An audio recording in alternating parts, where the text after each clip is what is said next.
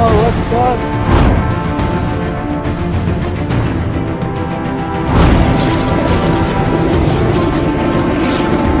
ला इलाहा इल्लल्लाह, अल्लाहु अकबर।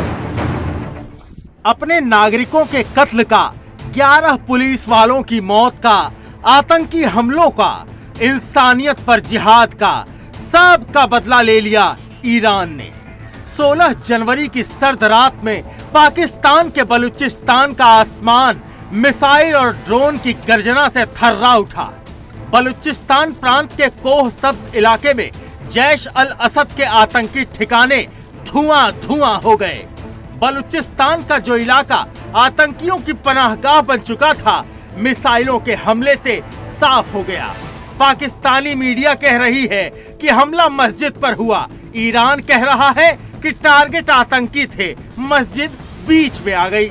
हमले में कितने जिहादी आतंकी खाक में मिल गए, बताने वाला कोई नहीं। Pakistan has been sending terrorists into India and having terrorist camps.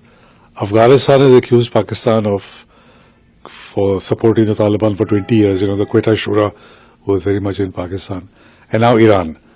So, and the Chinese are not very happy with Pakistan, the Uyghurs taking sanctuary in Pakistan. So all the neighbors of Pakistan, this is the one country that all the neighbors are upset with it because of its support to terrorist causes. I mean, what can be a better proof of being a terrorist state? Second, it's surprising that Iran says that it fired missiles and Pakistan couldn't detect them. They couldn't detect at the time of Balakot. They couldn't detect at the time of Osama bin Laden. So here is this nuclear power, nuclear country, nuclear weapons country. And you wonder what is the kind of defense system and mechanisms that they have. And there is also, Pakistani statement also says violation of airspace. So there can be missiles, but it is not yet clear whether Iran also used aircraft. And the response of Pakistan has been just issuing a statement. Pakistan पर Iran ने यह हमला ऐसे समय में किया जब भारत के विदेश मंत्री एस जयशंकर ईरान के दौरे पर गए हुए थे। जयशंकर ने 15 जनवरी 2024 को ईरान के राष्ट्रपति इब्राहिम रईसी से मुलाकात की और 16 जनवरी की देर रात ईरान ने पाकिस्तान में घुसकर हमला कर दिया। ईरान का कहना है कि जैश अल असद इस्लामी समूह ने दिसंबर 2023 में ईरान के हिस्से में पड़ने वाले बलूचिस्तान प्रांत में एक पुलिस थाने पर हमला करके 11 पुलिसकर्मी मारे थे। पाकिस्तान के भीतर किया गया हमला हमारा जवाब है। इधर पाकिस्तान के विदेश मंत्रालय ने इस संबंध में एक बयान जारी किया है। पाकिस्तान के विदेश मंत्रालय ने कहा है कि पाकिस्तान ईरान द्वारा उसके हवाई क्षेत्र के उल्लंघन की कड़ी निंदा करता है। पाकिस्तान की संप्रभुता का उल्लंघन अस्वीकार्य है और इसके बुरे अंजाम हो सकते हैं।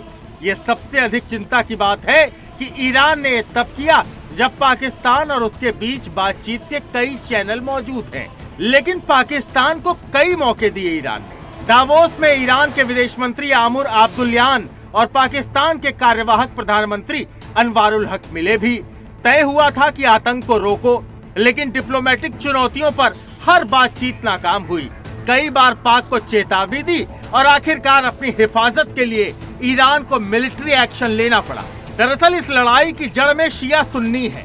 जैश अल असद आतंकी समूह ईरान के सिस्तान और बलूचिस्तान प्रांत की आजादी के लिए लड़ने का दावा करता है।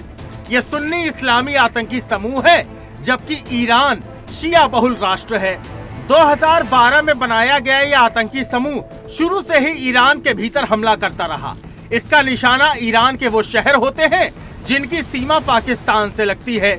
वो यहाँ सुरक्षा बलों पर हमला करके पाकिस्तान भाग जाते हैं। पाकिस्तान और ईरान के बीच सीमा कई जगह पर है। इससे तस्करी और आतंकियों का प्रसार होता रहता है। भारत से हिंदू मुसलमान और आतंकवाद पर लड़ाई लड़ने वाला पाकिस्तान अब अफगानिस्तान, ईरान जैसे देशों की आंख की किरकिरी बन चुका है। चीन भी खफा है। भारत की विदेश नीति ने उसे दर दर का भिखारी बना दिया और रही सही कसर उसका खुद का आतंक प्रेम पूरा कर देगा।